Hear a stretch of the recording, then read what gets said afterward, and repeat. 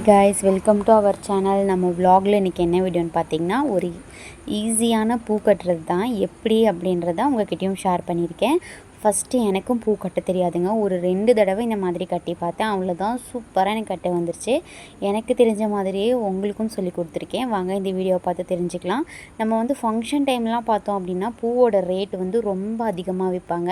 நம்மளால் பூ வாங்கவே முடியாது, அவ்வளோ விலைக்கு எச்சா விற்பாங்க. உங்களுக்கு நிறைய பூ வச்சுக்க பிடிக்கும் அப்படின்னா நம்ம வந்து இந்த மாதிரி உதிரி பூ வாங்கி கட்டி வச்சோம் அப்படின்னா நம்ம வந்து நிறைய பூ நம்மளுக்கு கிடைக்கும்.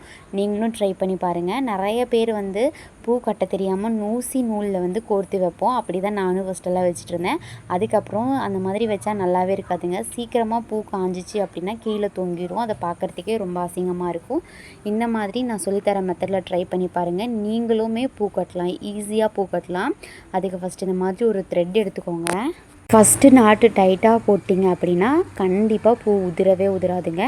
நம்ம எப்போதும் போடுற மாதிரி நல்லா ஒரு நாட் போட்டுடலாம். நாட் போட்டு அதுக்குள்ளே இந்த 2 பூவையும் விட்டு டைட் பண்ணிடலாம். அடுத்தது ஒரு பூ மேலே ஒரு பூ கீழே நான் வைக்கிற மாதிரியே வச்சுக்கோங்க.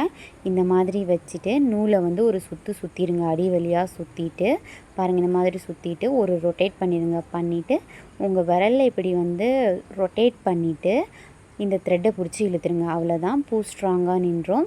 அதே மாதிரி இங்கே இருக்க எல்லா பூவையும் நம்ம கட்டிக்கலாம். ஒரு பூ மேலே ஒரு பூ கீழே அந்த மாதிரி வச்சுட்டு ஃபஸ்ட் டைம் நீங்கள் கட்டுறீங்க அப்படின்னா நெருக்கமாக வராதுங்க, தள்ளி தள்ளி வரும்.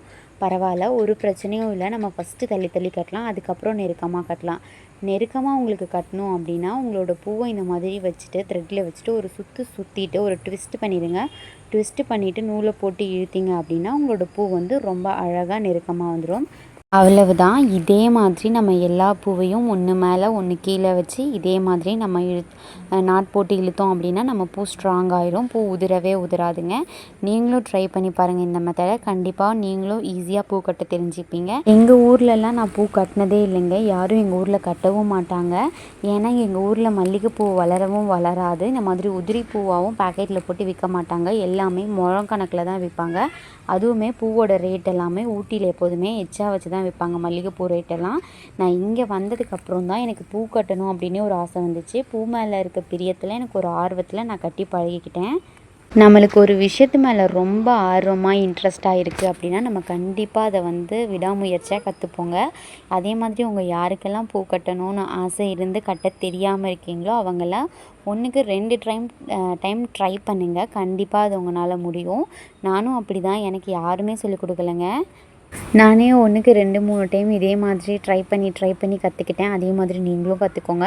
நீங்களும் கற்றுக்கிட்டு நல்லா சூப்பராக அழகாக பூ கட்டி வைங்க. எல்லோரும் கேட்பாங்க, நம்ம வீட்டில் கட்டின மாதிரியே இருக்காது, கடையில் கட்டுற ஸ்டைல்லையே இருக்கும். அப்படியே உங்களுக்கு பூ நெருக்கமாக வேணும் அப்படின்னா நான் பண்ணுற மாதிரி நல்லா இந்த பூ ஒரு ட்விஸ்ட் பண்ணிவிட்டு இந்த நாட்டை அதுக்குள்ளே போட்டு இந்த மாதிரி ட்விஸ்ட் பண்ணிவிட்டு இல்லைங்க, பூ வந்து நல்லா நெருக்கமாக வந்துடும். எல்லா பூவையும் கட்டி முடிச்சுட்டு நான் உங்ககிட்ட காட்டுறேன்.